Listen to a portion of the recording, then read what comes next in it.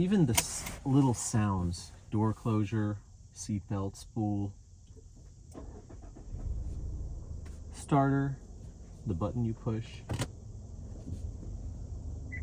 little things about this car years later continue to impress. It's really difficult to imagine how, if Mazda could get this right at this price point, how other car companies can justify charging what they charge.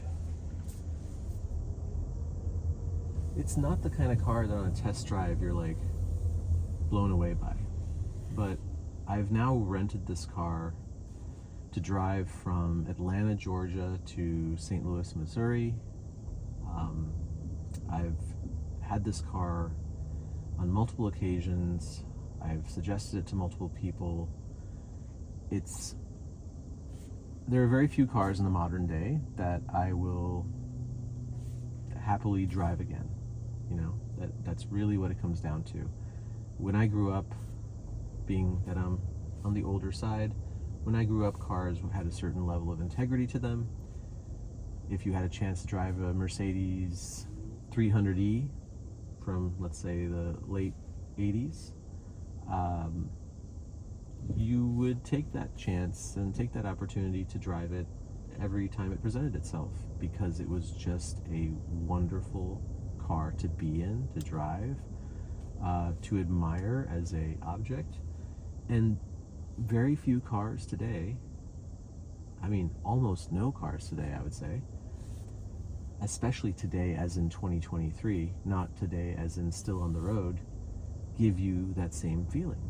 They don't give you the sense that engineers really spent the time to think things through. And that's something I admire about Mazda. I admire tremendously about Mazda. They really, you know, it just feels right. Feels like more than a marketing slogan. I know it's no longer a slogan, but it just feels right. Felt so appropriate. Felt so appropriate for the vehicle itself. I can't even think of a better sort of corollary. Even the brake pedal there. My first time kind of pulling out, calibrating myself to the pedal. This is a rental car. You know, rental cars tend to be mistreated. Even it's like when you find a cat or dog at the pound and you're like, wow, what a lovely creature, why did it end up here? You find a car like this in a rental car fleet. So every time I find one of these in a rental car fleet, I kind of want to rescue it and take it home with me for a few days at least, right? But yeah, the CX5, I'm hoping on this little drive route I can extend it a little bit more. Let's see, like right here, for example.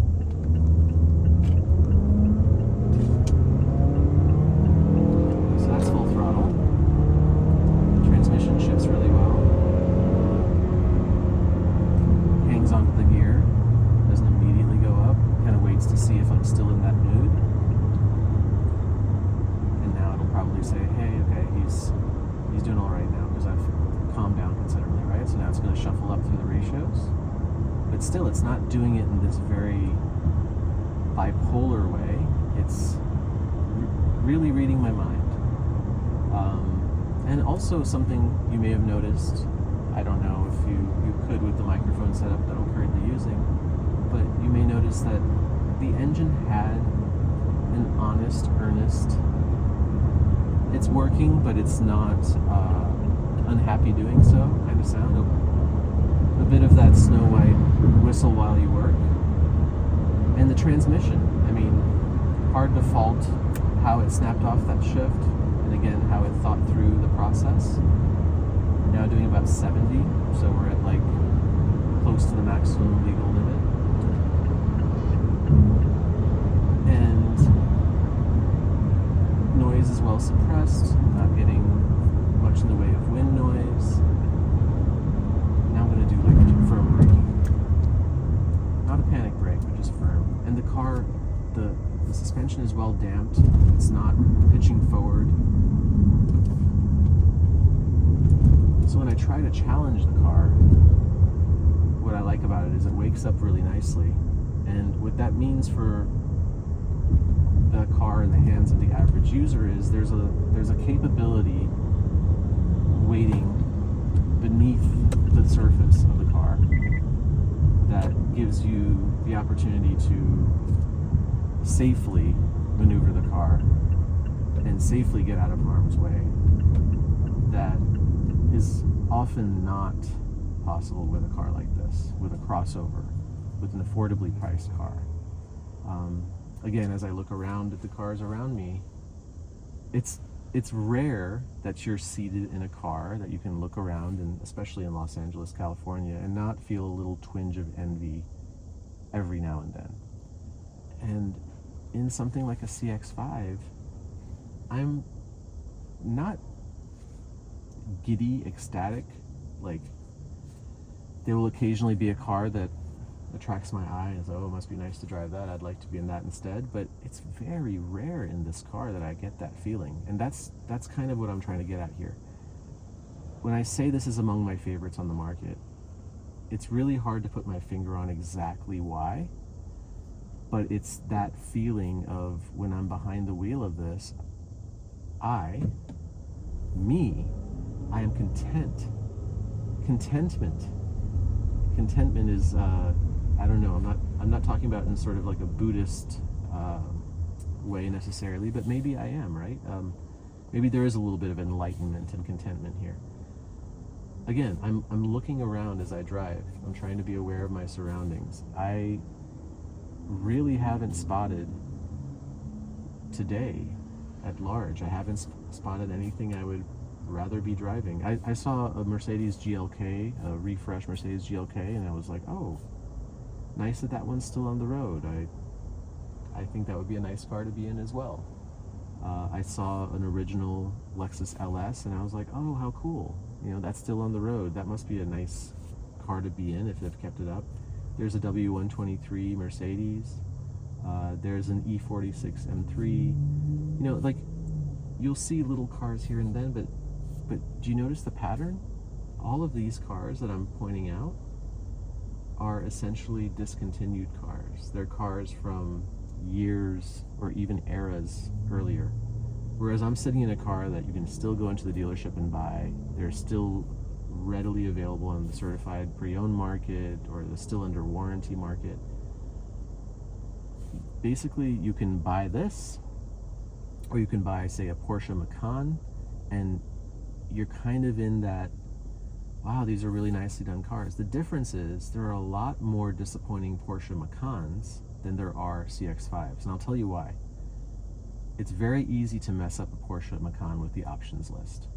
It's very difficult to find one that hasn't been messed up by someone previously because of the options list. So if you're buying new, you really need to order the car to not have it be messed up, because the dealer's going to mess it up, left to their own devices. And if you're buying used, you got to find a car that someone knew what they were doing. Last time I searched for a car for a client, there were 4 in the country that I would consider even worthy consideration. And there were hundreds in the country that were for sale. You know, don't get me wrong, probably more than that. I was just looking at a very small set, and among those hundreds I looked at, I filtered it down to about 4. So, whereas with this car, it's really a matter of avoid the big wheels and probably avoid the turbo. But even those are more of a judgment call. If you really are insistent, have at it. I just think the car is more satisfying without those 2 things. But easy, right? Like, this car is a big easy button for not only driving, but for car buying. And so when I say I'm a fan, it's I'm a fan of a car that it's not a series of snares and traps, booby traps really, for a consumer. And it's not a bait and switch. You get what you think you're going to get and more. You get what you paid for and more. So when I say I'm a fan, I don't usually get this way about cars, and I don't usually get this way about cars at this performance level or in this category or at this price or what have you. Like, I think I get this way with this car because it's just a great car. So give it a try, see what you think, let me know what you think of it. I honestly, if you found fault with this thing, I'd like to hear it, because I think its faults are so few and so forgivable that I would love to hear from folks on what they've found that I may be missing. I think it's really rare that I can find a car that after all these years and after all these miles and after all these drives, I'm able to continue enjoying. Anyway, I hope that was helpful. I hope it was somewhat informative and illuminating. That's the hope. And I hope you drive safely and enjoy whatever it is you're driving. Drive safely, purchase carefully. I'll see you next time.